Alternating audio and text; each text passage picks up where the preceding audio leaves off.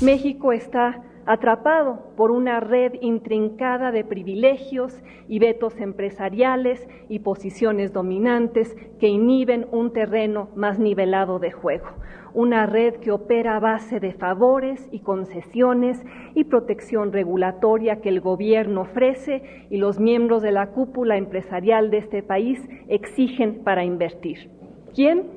Alguien como el dueño de una distribuidora de maíz o el concesionario de una carretera privada o el comprador de un banco rescatado por el Fobaproa o el principal accionista de Telmex o el operador de una Afore.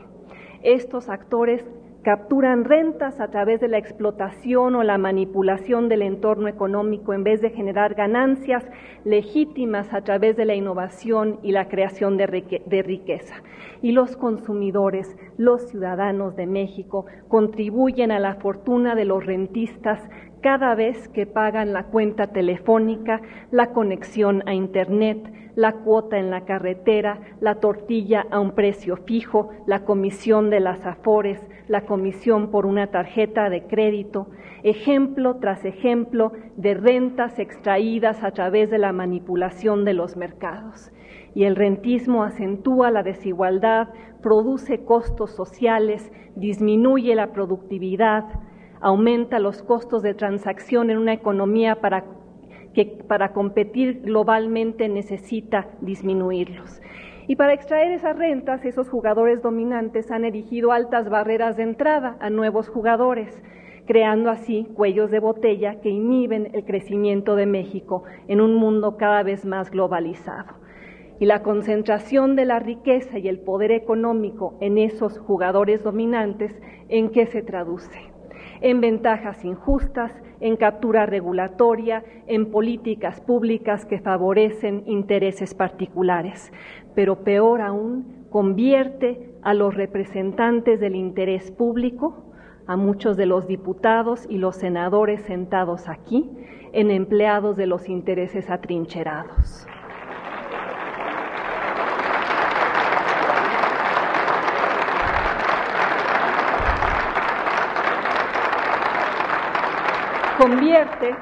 Convierte al gobierno en empleado de las personas más poderosas del país y lleva a las siguientes preguntas. ¿Quién gobierna en México? ¿Quién gobierna en México?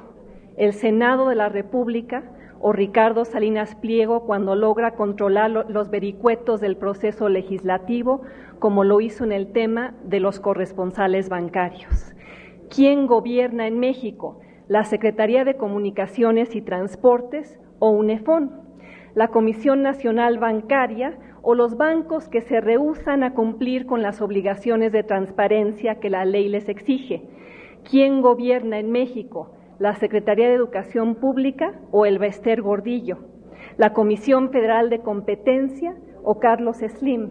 ¿Pemex o Carlos Romero de Champs? ¿Ustedes o una serie de intereses que no logran contener? Porque ante los vacíos de autoridad y la captura regulatoria y las decisiones de política pública que benefician a una minoría, la respuesta parece obvia. México padece lo que algunos llaman un Estado dentro del Estado o lo que otros denominan una economía sin un gobierno capaz de regularla de manera eficaz. Eso, y no la caída en la producción petrolera, es lo que condena a México al subdesempeño crónico. Y una y otra vez el debate en este país sobre cómo promover el crecimiento y cómo fomentar la inversión y cómo generar el empleo se encuentra fuera de foco. El gobierno piensa que para lograr esos objetivos basta con tenderle la mano al sector privado para que invierta bajo cualquier condición. Y el sector privado, por su parte, piensa que es la panacea que se le permita participar, por ejemplo, en el sector petrolero.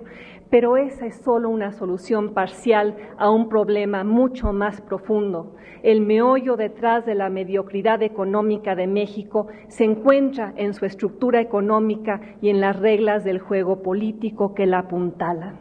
Una estructura demasiado pesada en la punta de la pirámide, una estructura oligopolizada donde unos cuantos se dedican a la extracción de rentas, una estructura de complicidades y colusiones que el gobierno permite y del cual también se beneficia.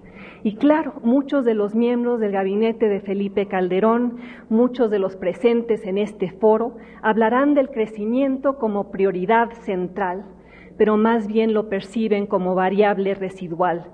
Más bien parecería que buscan, y duele reconocerlo como ciudadana, asegurar un grado mínimo de avance para mantener la paz social, pero sin alterar la correlación de fuerzas existentes, sin cambiar la estructura económica de una manera fundamental.